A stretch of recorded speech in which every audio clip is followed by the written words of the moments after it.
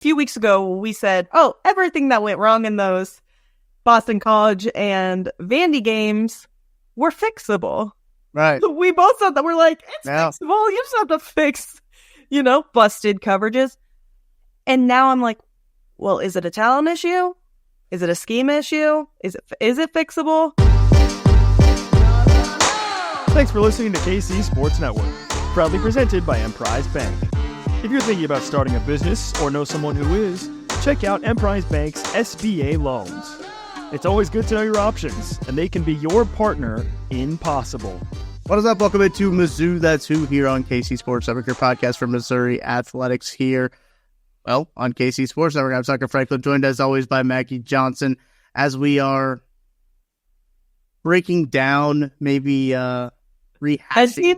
Venting? Venting's probably a good way to put it.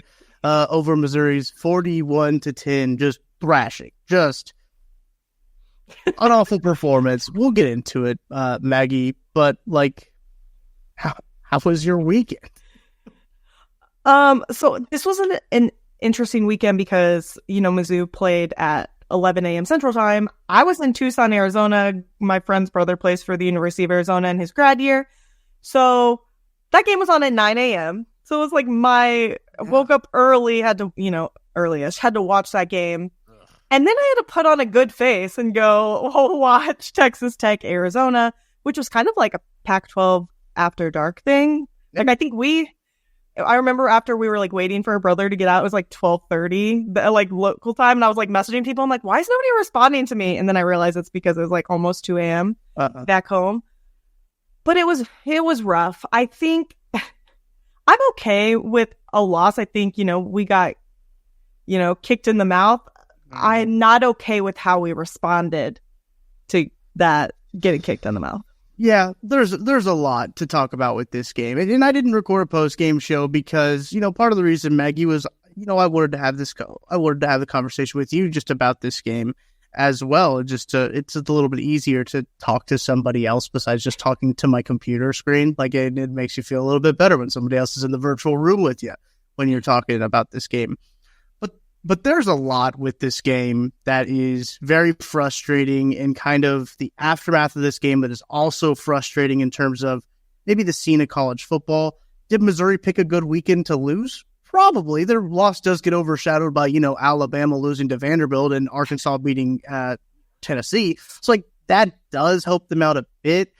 I don't think this doesn't help their college football playoff hopes at all. If anything, this makes it seem like a long shot now for Missouri. But let's start with this game, because we can talk about the poll, I think, later on, because I think there is a very lengthy conversation we could have about the AP poll, about afterwards, and then the aftermath of that.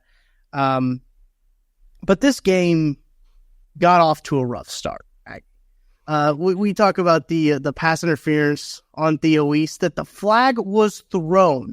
The flag was on the ground. You know how many times you see an official pick up a pass interference? You don't see that. You never see that happen when the flag is thrown for it to be picked up. Now, I'm not saying that that's the reason that Missouri lost this game, because it happened so early in the game, and if you are a top 10 team, you should respond in that circumstance, right? But it set the tone very early for how the game was going to go. I think you care a lot less about something like that if it happens in the third quarter and you're already down as many points as we were down. Right. But the fact that, we had the ball first and we're about to get, it's obviously a fourth down. I think it was a 4th and 2. Mm-hmm. Kirby takes a shot. And I like the play call. I think it was aggressive. I think, some of the previous games, A&M secondary had struggled giving up some of those big plays. So I really like that play call. I have absolutely no clue how you can pick up that flag on that blatantly of an obvious pass interference. Right. It's not. To me, sometimes I watch the NFL and, as a Chiefs fan for you, I'm sure, you see this stuff and whether or not there should have been pass interference called or not called. This to me was not a question. Right. He not only was he's holding him before, then you get down there, he doesn't turn his head around. It's very blatant pass interference. And then all of a sudden it's turnover on downs. And the defense doesn't respond. We gave up 2 3rd and longs on that drive for them. Yeah. And then the offense just can't do anything. And then the bigger issue then too is then you get the ineligible man downfield on Luther Burden's 60-yard touchdown. And for me, that's when it was apparent that they gave up. Right. That's what it looked like to me, is that they gave up. I'm not going to speak for the players, but I don't know how you can watch that team and think they didn't give up. It was a bad performance. And, maybe I'd feel a little bit better coming out of the game if they looked like they had a little bit of fight left in them in that game. But at no point in that game did that team look like they should even be in the top 25. Like, truthfully, 21 is generous for putting Missouri in there. Like, I know it's hard to win. I know it's hard to win on the road in the SEC. It's hard to win on the road in college football. I really do shouldn't be 41-10. I picked A&M in our preseason to win this game. Yeah. I picked this for us to be a loss.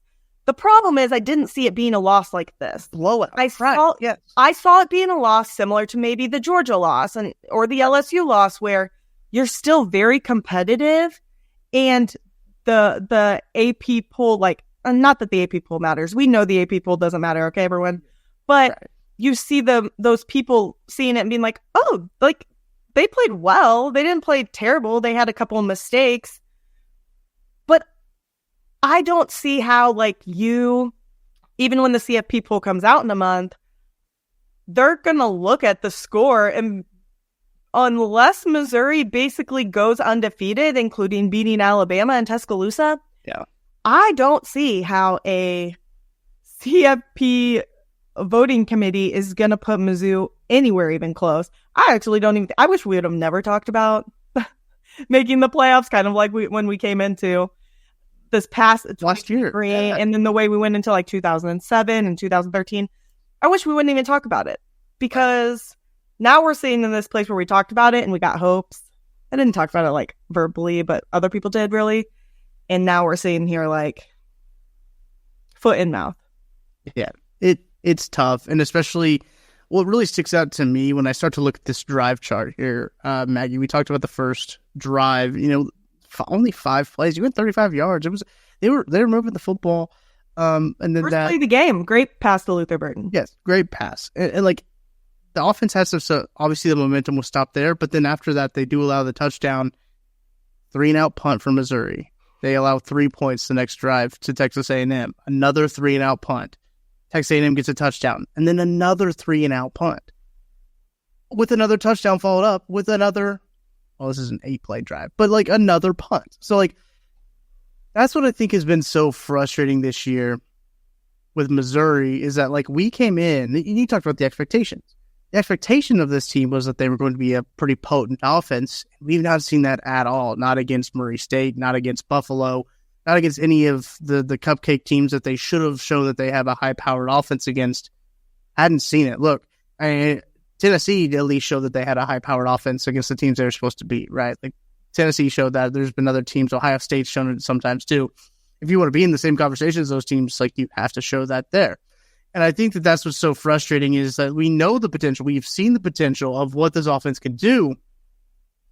It's just not translating. And that's what's so frustrating, is we know that they have the talent, they have the athletes, but those athletes, it's not translating. When they look against a Vanderbilt team that doesn't have the athletes that you do, when you look like you have even athletes, that's not...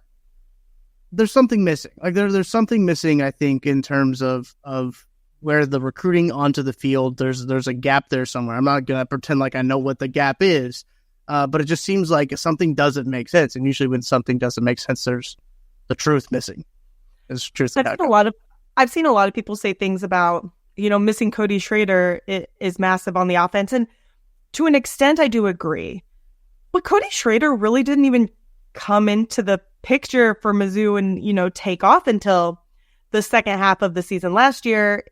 Yes, maybe what he was doing in the locker room helps a lot. I I think we are struggling a lot with that leadership aspect. Yeah. I don't know if it's just one player, but I mean, it's Cody Schrader, it's Darius Robinson, it's Chris Abrams-Drain, it's Javon Foster. It's all of them together that we're missing that I think took us to that next level. Maybe the talent is similar, but the locker room aspect is not. And I think it's kind of clear. It's kind of apparent with like how this team has played. There's been a lot of. I do think that I can't remember who I saw this from, or I think I heard it on the Cover 3 podcast actually about in terms of procedural penalties are up a lot like this year across college football as a whole.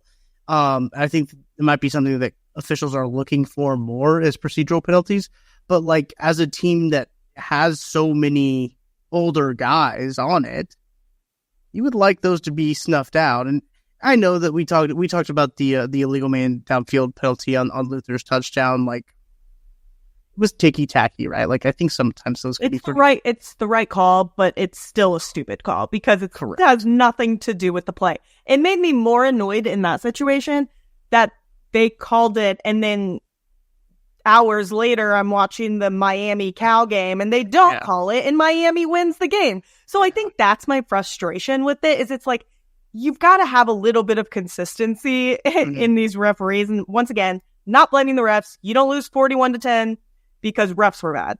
Okay? Right. Like, yes, you may lose momentum because the refs are bad, but you don't lose that game because the refs are bad. I 100% agree. And look, I mentioned at the top of the show, and I think that this is very important for like the conversation that we're going to have here about this team is if you like both of those penalties, Maggie, early on in the game, like Missouri was down 10-0 when that Luther Burden penalty happened, the illegal man downfield. ACC, by the way, has an officiating problem. Like that's the ACC. Like they're not very good. They don't have good officials. That's probably why there's a bunch of those missed goals. SEC's officiating is a little bit better, right? I do think that they're obviously judgment calls in terms of how all this is, but the conversation is like those penalties happen early. Those take maybe a couple scores off the board, right? And you're looking at 14-10 maybe. I mean, possibly. Right. At least 10-10. Yes. Yeah. So if you think about it that way, you still have plenty of time, though, to respond. And that's what was so concerning. And that's what concerns me about this team moving forward throughout the regular season. How are they going to respond to this? They have UMass coming up. I'm not going to learn anything about them. I'm not going to learn anything about them playing UMass, a 1-5 FBS independent team that's about to join the MAC. The game doesn't do anything. When they got punched in the mouth, right? And they did not get back up against Texas A&M. They got punched in the mouth early. They folded. They're pouting on the sidelines. Yeah. It was, I was listening to it on the radio because I sometimes I like to listen to the radio calls as well. Chris Trevino says, this is the most shell-shocked I've seen the sideline. It's quiet. It's loud around us, obviously, a crazy environment. Kyle Field, great environment. But he said the sideline is quiet. It is dead quiet. They seem shell-shocked. That's not great. You don't want to see that from a team that's supposed to be a top 10 team, that's supposed to be a college football playoff contender. That gives me worry for what's next in this season, right? We talked about, Maggie. I think we talked about it in the season preview of like, okay, if Missouri loses to Texas A&M, that's okay. Like, but we need to see how they lose to Texas A&M before we see how they can fit into the college football playoff. Seeing them lose to Texas A&M this way, this is not a college football playoff team. It's probably not a top 25 team. And here's the issue, too, is that Missouri was considered, a top 5 SEC team, and everybody's talking about, Tennessee has to play Georgia and Alabama. Right. Now we're talking about you have to work so much harder because Texas A&M just killed you. Yeah. And Texas A&M has an easy schedule. Right. They play Texas at home. And all their other hard games are at home, which they don't have any. They don't play Bama. They don't play Georgia. They go to Florida. I mean, they basically kicked your butt and then took your place. That's what happened. You had a chance. They kicked your butt and took your place. Yep. They have Texas at home to wrap out the season. They go to Mississippi State next week. Or they're on the bye week right now. After the bye week, they go to Mississippi State. Then they have LSU at home. They have to go to South Carolina, which... crazy things happen there, but other than that, like, and they host Auburn, or they go to Auburn too, which I'm not sold on Auburn. Auburn's going to be a big test for Missouri. I'm a little uneasy about that. A little more uneasy about that game than I was a week ago. Yeah, I was about to say 5 days ago. Right, like even probably the Friday before this Texas A&M game. But that's what I think is so frustrating about like the season. And we can have a season long kind of wide conversation, talk about the AP poll and what else happened around the college football landscape. Because as I mentioned at the top, I do think it was a kind of an okay weekend for Missouri to lose if there ever is one, just because of everything else that happened. But first, we got to tell you about our friends at Home Field Apparel. Maggie, I don't know if you saw this at Home Field. They have new pullovers. I know we talked about it last week, but they have vintage pullovers. They have a Mizzou one out there, so go check it out. They got great stuff at Home Field Apparel. I love everything they got. I know I said I would stop wearing this hoodie when Missouri lost, but I just love the hoodie too much. I couldn't keep it off. Is what happened. It calls my name like the Goblet mask. You know, I see it hanging up over on the side, and I'm like, I got to put it on. Home Field Apparel, they make premium vintage stuff. It's just great. They got restocked bomber jackets in there, too, if you're into that. It's starting to get cold, so you might want to get those pullovers, those bomber jackets. We have a black one. We have 2 blackout games in November. That's a great point. So make sure to go over there. We got a deal for you. If you use code Mizzou24 at checkout, you get 15% off your first order. Go check them out at homefieldapparel.com. They got more colleges, too, if you want to support, you know, any other school that you're running with on College Football 25. You can find them there. I got a couple of Rutgers shirts as well. So as the head football coach of a Rutgers University team that has won a couple national titles, I got a couple of shirts, too, to support the boys. But that's the code, Mizzou24, 15% off at checkout. Still support Missouri, even though they might not have had a strong showing. We're going to take a break. When we get back on the other side, we'll talk about what this loss means for Missouri moving forward this season. Looking for tickets for your next event? Tickets for Less is your number one source. Save big on every purchase when you use promo code KCSN at ticketsforless.com. With big wireless providers, what you see is never what you get. Somewhere between the store and your first month's bill, the price you thought you were paying magically skyrockets. With Mint Mobile, you'll never have to worry about gotchas ever again. When Mint Mobile says $15 a month when you purchase a 3-month plan, they mean it. Say bye-bye to overpriced wireless plans, jaw-dropping monthly bills, and unexpected overages. Mint Mobile is here to rescue you with premium wireless plans starting at just $15 a month. Worried about losing your phone? You can use your own phone with any Mint Mobile plan and bring your phone number along with all of your existing contacts. You can ditch the overpriced wireless with Mint Mobile's deal and get 3 months of premium wireless service for just $15 a month. To get this new customer offer and your new 3-month premium wireless plan for just $15 a month, go to mintmobile.com/KCSNMTW. That's mintmobile.com/KCSNMTW. Cut your wireless bill to $15 a month with mintmobile.com/KCSNMTW. $45 upfront payment required, equivalent to $15 a month. New customers on first 3-month plan only. Speed slower above 40 gigabytes on unlimited plan. Additional taxes, fees, and restrictions apply. See Mint Mobile for details. You could actually get tickets for, I believe, the UMass game at Tickets for Less. I did see that. And if you want to use the code KCSN, you can get the best price available for Mizzou at UMass if you're going to go all the way to Amherst, Pennsylvania, for Pennsylvania, Massachusetts. Probably beautiful. Yeah. No, it has to be. It has to be, especially this time of year. I like how you said, yeah, UMass. Yeah, I'm sure it's beautiful. I don't know about you, Meg. I have no desire to talk about the Missouri UMass game. Like it doesn't. I don't care. I don't care about this game. It's one of those, like, maybe the worst scheduling decision in the university history, probably. Yeah. I don't know. The only thing that you could maybe get from it is if you practice those deep shots more. But I mean, against inferior safeties and corners, I don't really know exactly how you're going to learn anything from this game. But you still have to go into this game, and now you need to crush them. Like, you remember 2008, and we lost that game to Oklahoma State, and then it was kind of like just downhill from there. You can't do that. And I don't care if it's UMass. I don't care if it's Bama. You have to go in and make a great showing every single time. And we'll talk about, Tennessee and what they did and why they're ranked where they are, maybe versus us a little bit when we start talking about the AP poll. But, you can't really play around anymore. Nope. You can't. And that's what Missouri loses. They lose the wiggle room when they get decimated by Texas A&M. No one's gonna say, oh yeah, but it was on the road. No one's gonna throw that note in there, right? Because it was a 41-10 thrashing. If you lose 41-38, maybe they'd be like, oh yeah, it was on the road though. Usually the Kyle Field probably in Vegas terms have a 3-point swing, right? That probably does swing their way still. I know that there were some stats going around about how good they actually were at Kyle Field, because there has been some dip at their production there.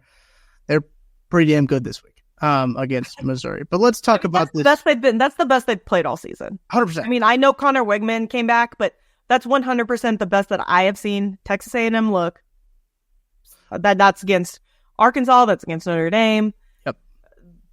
They played their best game, and Missouri might have played their It was a perfect storm. Missouri played their absolute worst, and I think Texas A&M played their absolute best. I don't know if I was actually that shocked to see Connor Wegman. I was about to say I was shocked to see Connor Wegman, but I think that the way that Drinkwitz kind of teed it up, he was like, oh yeah, they're definitely going to play Marcel Reed. I think he wanted them to think it was one of those, the Princess Bride scenario, right? Of I'm going to put the poison in but you're going to think that, the type of deal. College coaches love to do that. They love the gamesmanship. It's one of those things where I think Drinkwitz knew what he was doing, and I really thought that Mizzou matched up better against Wakeman than they matched up against Marcel Reed. But they did see both quarterbacks in the game. The problem is I also thought that. When I watched him do that video, and he kind of was or that press conference, and he was a little bit smug about it, and he was asked about Wegman, and then he only talks about Marcel Reed. And then I watched the game, and I'm like, wait a second. Did he really only prep for Marcel Reed? Maybe. Because it kind of looks like you only prep for Marcel Reed, because Connor Wegman, I mean, we gave up 512 yards of total offense. Obviously, Le'Veon Moss had a great game. He ran for 138 yards. But they were averaging 12.5 yards per pass, 6.1 yards per carry. We didn't blitz at all. I'm just like, what on earth? Who did we prepare for? What did we do in those 2 weeks? Because it sure didn't look like we prepared for a quarterback that can throw the ball. Right. Maybe it was. Maybe they did just prepare for Marcel Reed. It looked like they played like they did. Which, I don't know. I mean, Wegman did look good, truthfully. That's the best I think I've ever seen Connor Wegman play. Out of body. Again, that goes back to the point of they literally, Texas A&M legitimately played the best game that they could have all year, and Missouri might have played their worst. Because I don't want to take anything away. If there's any A&M listeners, I don't want to take anything away from the way A&M played great. They did. They killed us from start to finish. They killed us. Were there some things that Mizzou would have liked to see go differently? Officiating, yes. Did we make mistakes ourselves? Yes. But Texas A&M, especially their defense, that defensive line, and we talked about it a lot, but they are good. Real good. And probably the best defensive line in the SEC. I would go out on a limb to say. Yes. I mean, they have, I don't know, probably 4 or 5 future NFL players coming in and out on that defensive line. So I don't want to take anything away from A&M at all. So just put that out there. But we were also very, very bad. And we were out-coached. Oh, yeah. Had no leadership. I think it's finally time we put a little bit of blame on Brady Cook. I've tried to be... I have too. Generous. Yeah, it's... His indecisiveness is what's killing me. And it's one of those things where, we're seeing it to an extent if Chiefs fan, if you're also a Mizzou Chiefs fan, you see it a little bit with Patrick Mahomes going on Sundays.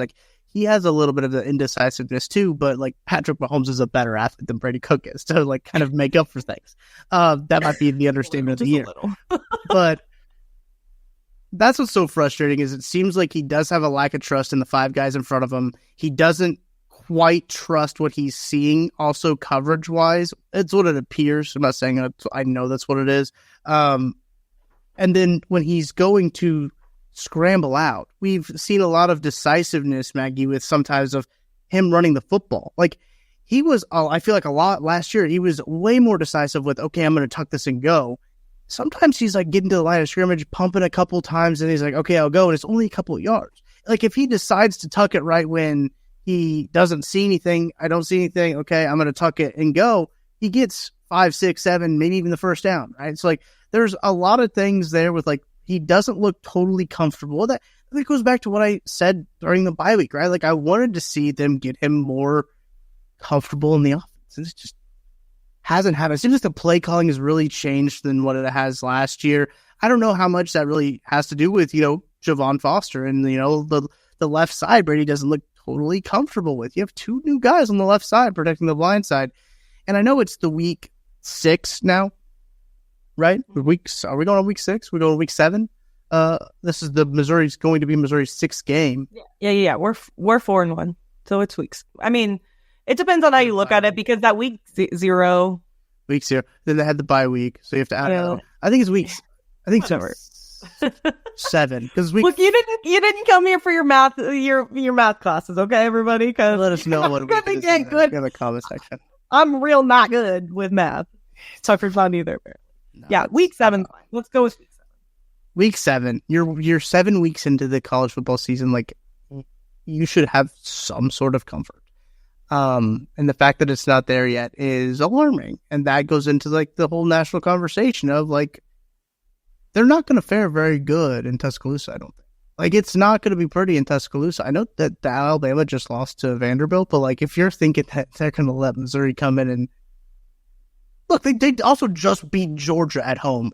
Alabama did. So like, there is 2 sides to that team, and I do think that their secondary, Alabama secondary, is not very good. Like, I do think that they have a lot of youth there, and they're just not there yet.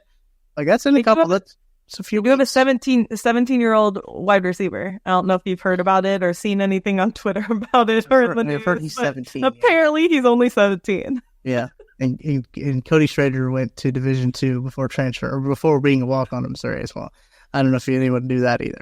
Never. But I worry just about like Missouri will make a bowl game, right? Like that's not the worry here. But are you okay with any bowl game is the question, because I think 2 years ago the answer was yes. Yeah. But things have changed. They've changed a little bit, at least in the eyes of fans. Like, I don't want to go play in the Gasparilla Bowl anymore. No. We just won a Cotton Bowl. Like, it's time to get up there where we're averaging 8 to 10 wins a season. Like, averaging. Like, that, I don't feel like in Drink's, what is he, in his 5th year now? I don't feel like that's asking that much. The way you're recruiting, not that makes $9 million. Right. The way you're recruiting, you should be like that. You're a top 20 recruiting team, it seems like almost every year. You should be asking for that many wins. Oh, I just saw Missouri's games on ESPN2 this week. That's nice of them. Yeah, I just saw that last night, actually. 11 a.m. for Missouri at UMass. Which is perfect, because then you don't miss any of the good games on this weekend. It is a pretty good week. It's a pretty good week. I mean, you got Oregon, Ohio State. You've got who is that? Is it? No, that's 2 weeks. 2 weeks is Tennessee and Alabama. Yes. Ole Miss. Is it Ole Miss and LSU this weekend? I think Ole Miss and LSU are playing this weekend. So you got some good games. So hopefully we can just get our win out of the way at 11 a.m. And then you can focus on watching some of those better games. If they struggle with UMass, I might. I don't know. I don't want to make any promises I can't keep, right? With those Florida State fans or those Kansas State fans. I'm not making any of those promises. Clemson at Wake Forest. Banger. Penn State at USC. Texas, Oklahoma. Oh, duh. I don't know why I forgot. Ole Miss, LSU. Ohio State, Oregon. Boise State at Hawaii. Put them in the top 10. Put Boise State in the top 10. Just put out. That running back's a stud. Just put Alshon in the top 10. Just have him just like number. Actually, put him above Alabama. So put him at 7. Put him at 7. That's what I'm saying. Boise State deserves to go. But let's talk about that AP poll as I'm looking at it here. Having a number 1 team, obviously, with Alabama going down. Texas is the number 1. Apparently, everyone hates Ohio State and does not want them to be the number 1 team in the country, which I think is kind of hilarious. Yeah. That they're just having all these teams leapfrog them. I just assume that whoever wins between Ohio State and Oregon is going to be number 1 next week, I should say. Well, that depends because OU is ranked. So if Texas beats OU, I think Texas will stay there. I would be shocked if Texas beating a ranked team did that, but I don't know. You saw how many spots we dropped when we lost to a ranked team this week. So there are 2 teams tied for 11 and 3 teams tied for 18, and that's an AP poll. I think that's hilarious. That's why Missouri is 21. They fall 12 spots down from, what were they, 9 last week? They were. Here's my biggest issue with it, and I've talked to a couple of people about it. We had the break speed off of us, okay? I understand, and I know a lot of people are like, yeah, don't rank them at all. They should be out of the top 25. That's fine if you feel that way. It's totally fine if you feel that way. My biggest issue with it is the inconsistency in the AP poll. Yeah. Like I said earlier, it doesn't matter. The only poll that matters is the CF poll. But you're telling me that a Tennessee that was ranked number 4 lost to an unranked team and dropped the same amount of spots that Mizzou dropped 2 weeks before for beating Vanderbilt. Right. I just don't see where there's any consistency in the decisions that are made in these polls. Yeah. And I think 12 was maybe a little bit aggressive because K-State's now ranked ahead of us and K-State got their butts whooped by BYU. True. So, I mean, yes, losing at the right time is also important as well. We've seen that happen every single year. Teams miss better bowl games and stuff because they lose their game at the end of the season versus maybe the beginning of the season. We always see that. It just frustrates me a lot to see, Bama dropped 7, and I know that they beat Georgia the week before. Right. But that's not... If you're going to drop a team for beating Vanderbilt 4 spots, then for losing, you only drop 7. I don't know. Yeah. I think a lot of people underestimated Vanderbilt, and you and I talked about this in our podcast last week about, Diego Pavia and the wide receivers and their running back and their offensive line. They're a better team than people gave them credit for.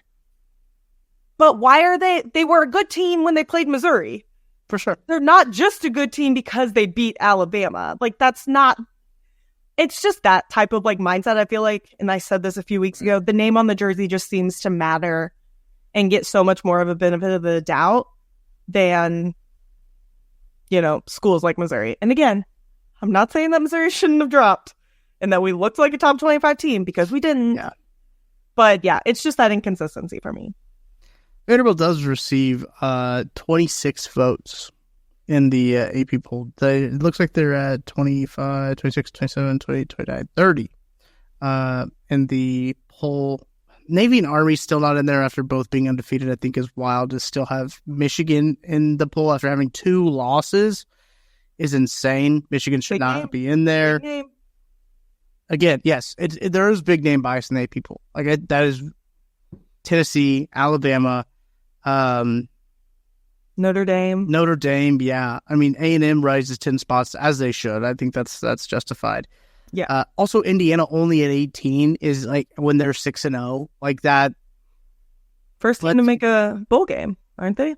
Because they played in they played the first weekend, I'm pretty sure. So this is they're on their bye week. I think this last week they were on their bye week. Yeah. Oh no, they're on their bye week now. They played. Yeah, they got their 6th the 19th against Nebraska, which is a big game for Indiana. They look good. I think they're a pretty good team. But out of the teams that have one loss, you're looking at let me scroll through the same people. SMU, Illinois at 23, Missouri at 21, Oklahoma at 18, tied, as I mentioned, tied with Indiana and K-State at 18. Boise State, Utah, A&M, Notre Dame, Tennessee, Ole Miss, Bama. Georgia is in the top 5 with a loss. So when you're looking at those teams and like where Missouri slots in, how you think they're I do think they're probably better than SMU, probably better than Illinois. I actually tweeted out, I don't know if you saw this, Maggie. Somebody had tweeted out like offensive expectancy versus like what their actual like numbers are. And Missouri's cluster was like them, Illinois, Kansas, Bowling Green. And it's just like, it's not been great offensively for Missouri, but just to see that cluster of like where Connor Bazelak is like the same as what Missouri is getting right now also made me kind of sick to my stomach a little bit. Yeah. I will say that, yes, last weekend sucked. Yeah. And because a lot due to those expectations. But man, at least we're not Kansas fans, because Kansas fans had very, very, very high hopes. Yeah. They had very high hopes for Jalen Daniels, like winning the Heisman. Like he had better odds than like Luther Burden for the Heisman. And I mean, wide receivers don't win the Heisman often, and he's just looked like kind of dog crap. So I mean, it could be a little bit worse. You gotta kind of, I know, you have to feel a little bit grateful. But I mean, again, my team's success is more important than my enemy's failures. So I don't want to be like, well, it makes everything okay. But it brings in a little bit of satisfaction. It does help. It does help a little bit. As we mentioned, obviously Missouri traveling to UMass to take on the Minutemen. Then they have Auburn coming up on the 19th. On the 26th, they have Alabama at Alabama. So they got the Iron Bowl coming up.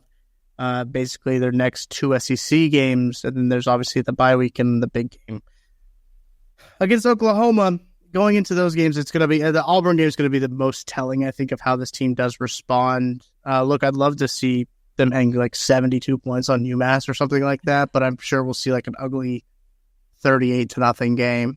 And it's going to be. They're not like, we're protecting the playbook. There's nothing to protect now. There's nothing. Look, you don't need to save anything. I don't think you got to save anything. Gosh. Oh, the amount of like just like fraud things I saw in the past 2 days. I'm like, it's kind of like, here's the thing too, is that like you can't say anything back to it now. Like it's this thing of, well, you know, look, you can only play the teams you're scheduled. It was like the big response of like, oh, Missouri's schedule sucks. Like, yeah, you're right, it does. But like Missouri has no control over that. That's the conference that gives you that. And maybe it doesn't suck so much. Maybe A&M is a better team than people thought. Yeah. Maybe Arkansas is a better team than people thought. So that's kind of why you play the games, everyone. Like, you can complain about a preseason strength of schedule all that you want, but the games are played on the field, and you don't actually know what teams have. I mean, whoever that guy that came in, I think from Boise State, that older guy that plays quarterback for Arkansas, nobody knew how he was going to look whenever he started playing for Arkansas. Mm-hmm. Nobody knew how Sellers was going to play for South Carolina. So true. It's why you play the game, people. Look, the Buffalo Bulls are third in the MAC. So, I mean, they're making some noise there, too. So maybe they do have Buffalo beat Northern Illinois, who beat Notre Dame. So, therefore, Mizzou is better than Notre Dame. Ipso facto. Right. I saw Georgia State tweet something out of just like, hey, we beat Vandy, so therefore. No, I saw the like greater than. I do always love that at the end of the year, you'll have like somebody go through and just find like the most obscure one of just like this team beat that and they beat this, and it's just like a train of like 12 different teams cycling all the way through. So it's like, therefore, Division II Texas A&M Commerce, which I think they're going to East Texas A&M. That's a sicko that I know that they're changing their name. That's pretty gross. It's disgusting. And they're better than Georgia because of all this chain of events. I love it. I love the transitive property, but I think that's really it, Maggie. Unless you have anything else you want to get off your chest in this venting session.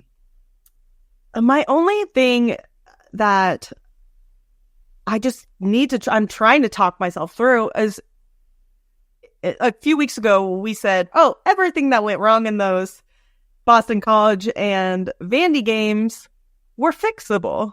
Right. So we both said that. We're like, it's fixable. You just have to fix, busted coverages. And now I'm like, well, is it a talent issue? Is it a scheme issue? Is it fixable? And that's just something that's been going through my head the past, 48 hours. And I think that that's a valid question to ask, right? Players will get better and more comfortable in the scheme as the year goes on, right? It's a new-ish scheme to Missouri. I know Batum tried. I don't know if he tried to, or like his scheme was already kind of close to what Baker ran. So that does help, but there's obviously terminology differences. There's probably some things here or there, semantics-wise, that are kind of crucial to the success of the execution of getting right on the defensive side of the ball. And the one that's really tough for me is the offensive side, but I know we already talked about it, but the continuity there is it's there. There's continuity there, and there's something missing. There's clearly something missing there. And that's the one that is I can excuse the defense a little bit, right? I can be well, okay, they're on the field all. We're on the field all game. Right. So, I mean, they got gotten sometimes. Yeah. That's what happens. The other guys are on scholarship too. That's what happens. But man, the offense is where I the issue. I do still think the defensive stuff is kind of holistically still fixable, right? And I do think that there's a little bit of developmental things that will really help out there. But they are kind of an older team, and they're having some issues in places they shouldn't have issues. So at this point, again, like I mentioned, with Brady Cook being comfortable with his left side 7 weeks into the season, we're 7 weeks into the season. Should we see a little bit of improvement in some of those areas to feel a little bit more comfortable? Of course. I haven't seen it, and that's worrisome. That's worrisome. Yeah. Agree on everything you said. Some of the transfers just haven't really lived up to the hype of what we were expecting from them. I mean, Ryan and King Green haven't lived up to the hype of what a lot of Mizzou fans were talking trash to OU fans for.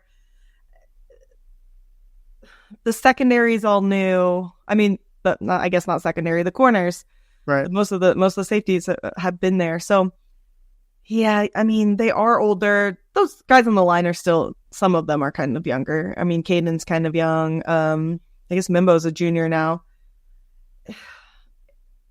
You just gotta hope. That's all you can do at this point is hope that things can get better. And something embarrassed the players on Saturday, because if we're embarrassed, because I was embarrassed when I went to that game, and I know a lot of people that were at the game, and they're like, "Oh, sorry," and I'm like, "I know, like it sucks.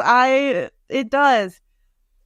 But I need the players to feel that way. I need the players to be embarrassed and be like, "We're not letting that happen again." Yeah.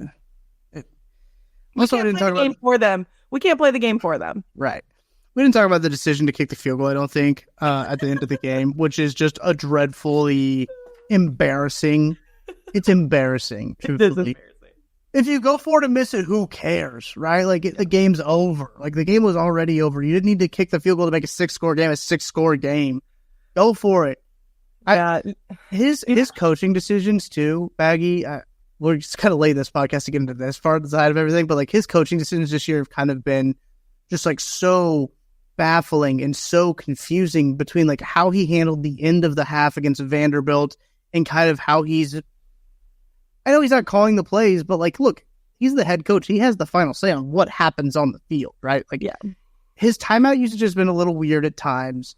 His decisions to go for it and when not to go for it have been not traditional, to say the least. And even they're not even analytical. That's the other thing, is that sometimes when the analytics say go for it, he's doing cowardly punts. Does not. There's no rhyme or reason for how he's coaching these games, and that is also so infuriating about this team. Is that I don't understand, and I cannot get a pulse on what decision he's going to make in what situation. Because sometimes you think, okay, we're in the we're in kind of no man's land here, a little 40-ish, around the 40. Don't want to try out Blake Craig here. All right, that's fine. Just go for it, right? 3rd and short or 4th and short, just go for it. Then he's sending out the punter. It's just it just doesn't make any sense. I just want some continuity. Again, the continuity there with his decision making would ease my mind a little bit. But man, I mean, I don't know if Missouri got lucky last year, right, in terms of his coaching decision making, but it just there's a regression from this year from last year to this year in terms of like the choices he's making in terms of fourth downs, field goals, going forward, going for two, all of that. It just seems like that, again, on the offensive side of the ball, just like everything else, it's just a little off. As embarrassing as losing 41-10 is, I would have rather lost 41-7 because all we did if you was criticize and make fun of Tennessee for doing and Coach Heupel for doing the exact same thing to us last November when they were down 36-7, and then they missed that field goal. But all we did was criticize it. Drink knows that. Yeah. And then you do that, and he did that against K-State a couple years ago, or did they? No, they scored the touchdown against K-State. K-State. Scored a touchdown. Okay. It didn't matter though. Again, we were losing. It was almost like the same score around the same close. Score Yeah, that game. Honestly, this game is a lot of the same vibes as like Kansas State game was. Obviously, Brady doesn't get hurt in this game, and you don't have. The weather was beautiful, so you really didn't have that much. Who was the backup in that game that came in? We're all like, oh, we need to put him. Abraham wasn't that his last name? It was Jack Abraham. And he threw two picks in his first three passes. He's just like, all right, put Brady back in there. That it wasn't to that extent. I don't think of the K-State game, but it was pretty damn close to the feeling that I got. Not good. No, it wasn't good. I agree with you. I think everything all around. I mean, we talked about how we got out coached. That goes into,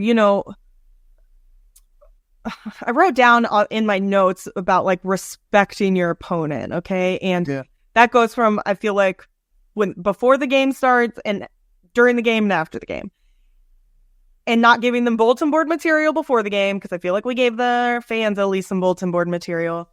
I don't even want to know what the blanket situation was. I don't know if it's real, if it's fake. I don't know. Don't really care that much, but it was weird. And then kicking the field goal. Just lose with a little bit of dignity if you're going to lose. Just say, we got, and maybe you'll get in the end zone and it still looks stupid because you still lost 41-14. But kicking the field goal, I mean, at least I think the Central Missouri Food Bank got $100. Shout out to the Central Missouri Food Bank. They are the only people that appreciated that field goal. They're the real winners this weekend is the Central Missouri Food Bank. Golly. Well, you're going to be a real winner too because we're going to end this podcast. We appreciate you guys listening all the way to the end. I think I'll do a post-game show after UMass. I'll let you guys know on Twitter. I know I didn't do one last week, but I want to start doing those again. I guess I'll do one after UMass. So stay tuned. Stay locked in here to KC Sports Network, wherever you listen to your podcast. On the YouTube channel, look, Missouri is in a better place than Kansas is, but the Missouri YouTube channel is just a few subscribers behind the Kansas one. Let's get that number up. Be a friend, tell a friend. Subscribe to the KCSN Mizzou channel. I'll even put up the Mizzou UMass sim game from College Football 25. I'll even do that for you guys this week on the KTSN YouTube channel. Go check that out because I kind of want to see how the game adjusted and how the game handles it. I think it'll be kind of fun to watch. But make sure to like and subscribe. Be a friend, tell a friend about the Mizzou That's Who podcast and KCSN Mizzou. Trying to grow this thing here, so we really do appreciate all of the kind of words, the kind of reviews. And hopefully Missouri can get back on their winning ways against UMass this week. We'll be back next week with another podcast, of course. So for Maggie Johnson, I'm Tucker Franklin. We'll talk to you guys next week.